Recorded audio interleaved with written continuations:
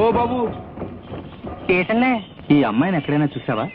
మీ ఊళ్ళో గాని ఈ చుట్టుపక్కల ఎక్కడైనా గాని సరిగ్గా చూసి చెప్పు. చూడలేదు. ఈ ఒక్కడు బతుకుంటే మనం ఈ అమ్మాయి గురించి ఎదుగుతున్నామని 10 మందితో చెప్తాడు.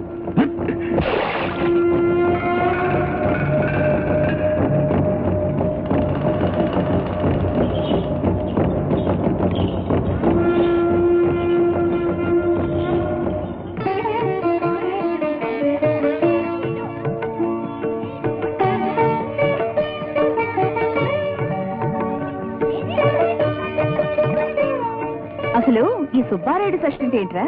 ఏం లేదు చిన్నక్క, మా సుబ్రహ్మణ్య స్వామి గుడి ఉంది కదా, అప్పుడు పాప పుట్టింది. ఈ రోజు ఆడవాళ్ళంతా పొద్దున్నే స్నానాలు చేసి కొత్త బట్టలు కట్టుకుని అందులో ఉండే నాగేంద్రుడికి పాలు పోసి కోడి గుడ్లు పెడతారు. నాగేంద్రుడు ఎవరు? నాగేంద్రుడు అంటే ఆ పుట్లో ఉన్న పావు. ఓహో, అయితే ఆ పాము వచ్చి గుడ్లు తిని పాలు తాగుతుందా? ఓ 10 కొట్టింది చెప్తా. అబ్బా ఇదేంటి 10? చాలా ఇంకా కావాలా? వద్దులే చాలు. అయితే చెప్పు. ఆ పుట్లో అవి బాగుంటాయిగా, అది వచ్చి తాగడానికి తినడానికి. అందులో పావు లేదు గేవు లేదు. అదొక నమ్మకం అంతే.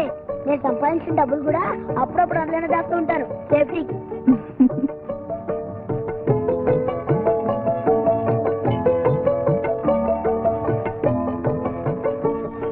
వేషం మార్చిందేంటి నంగరాజీ? ఇదిగో దొరసాని, ఆ సోకు బట్టల్లో మా బావ నీకు దక్కలేదని మన బట్టల్లోకి వచ్చేసావా? ఎరా పార్టీ మార్చావేంటి? ఓ 10 ఏమైనా కొట్టించిందా? అబ్బే ఆ 10 నాకెందుకు? ఏదో పొట్టికి దారి తమ్ముడు వందొచ్చినట్టే చేసుకొచ్చాను.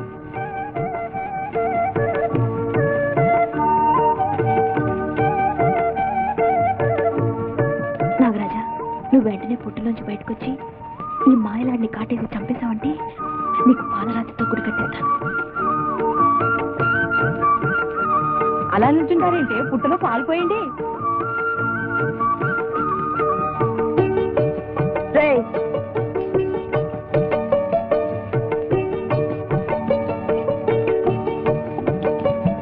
ఈ పాలే నిజంగానే అందులో బాగుంటే ఈ పాటికి ఊపిరి అడగ చచ్చి ఉండేది.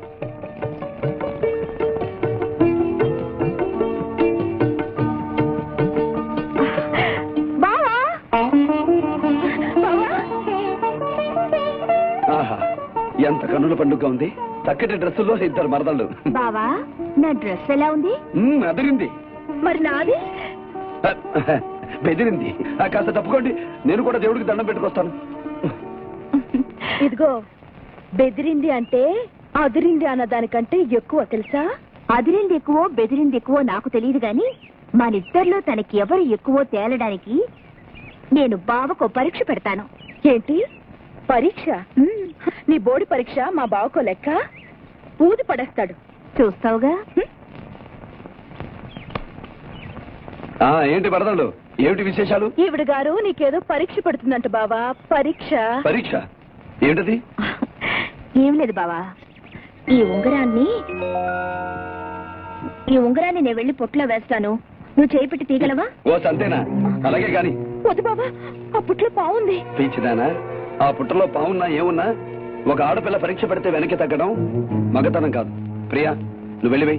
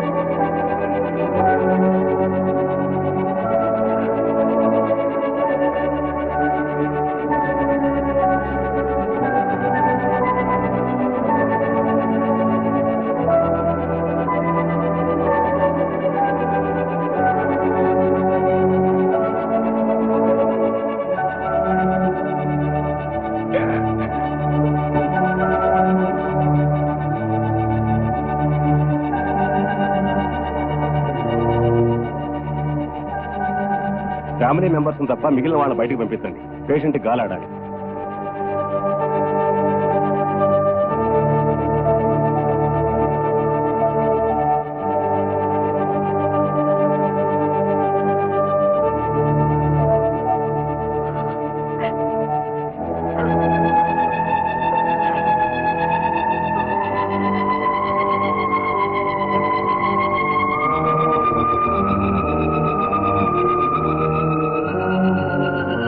ప్రమాదం ఏమీ లేదు. తెల్లవారేలోగా స్పృహ రావచ్చు. అంతగా అవసరమైతే నేను మాధవరావు గారి ఇంట్లో ఉంటాను, పిలవండి.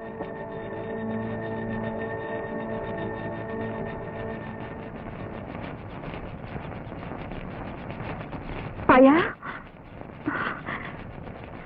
అతనికి ఎలా ఉంది? ఎలా ఉందనుకుంటున్నావు? అసలు ఎందుకు చేసావు ఈ పని?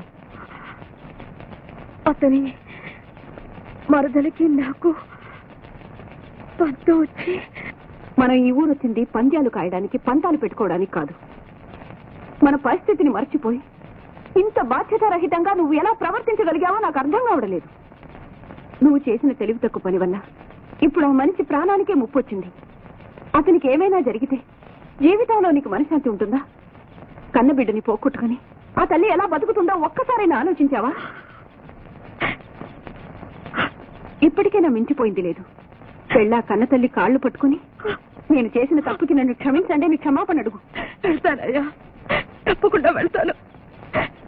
కానీ ఒకటి చెప్పు, అతనికి ఎలా ఉంది? గండం కడిచింది.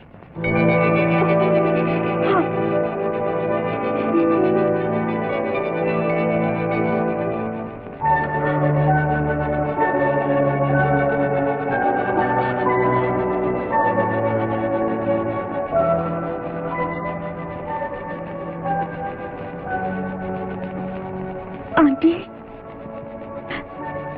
నన్ను క్షమించండి, నేను తప్పు చేశాను. I'm a fool. I'm a stupid. I'm an idiot. Please aunty, నన్ను క్షమించండి, నాతో మాట్లాడండి.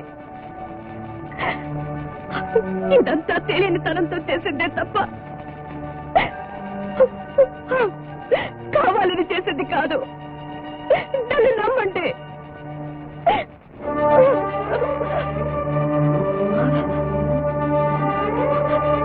రాణి, పరాయి వాళ్ళ సొమ్ముకి ఆశపడేటంత దుర్మార్గురాన్ని కాదు. ఏదో మాట పెరిగి మనం వేసుకునే పందెం వల్ల అలా ప్రవర్తించాను. రాణి, నాతో మాట్లాడమని నువ్వైనా మీ అత్తయ్యకి చెప్పు.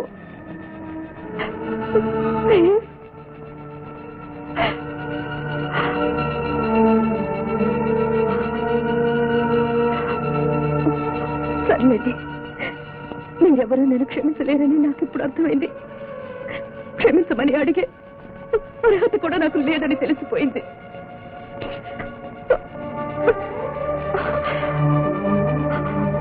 ఆంటీ, దీనివల్ల ఇదంతా జరిగింది. మీ అబ్బాయి లేవగానే ఈ ఉంగరం అతనికి ఇచ్చి, ఆ పాపాత్మురాలు నీకు తగుదురా, అది నేను ప్రేమించలేదు, అది ఆడిందంతా నాటకం అని చెప్పండి. వస్తాను.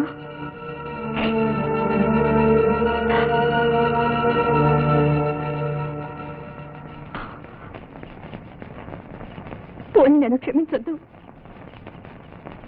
కనీసం ఒక చెంప దెబ్బ కొట్టైనా నన్ను శిక్షించండి.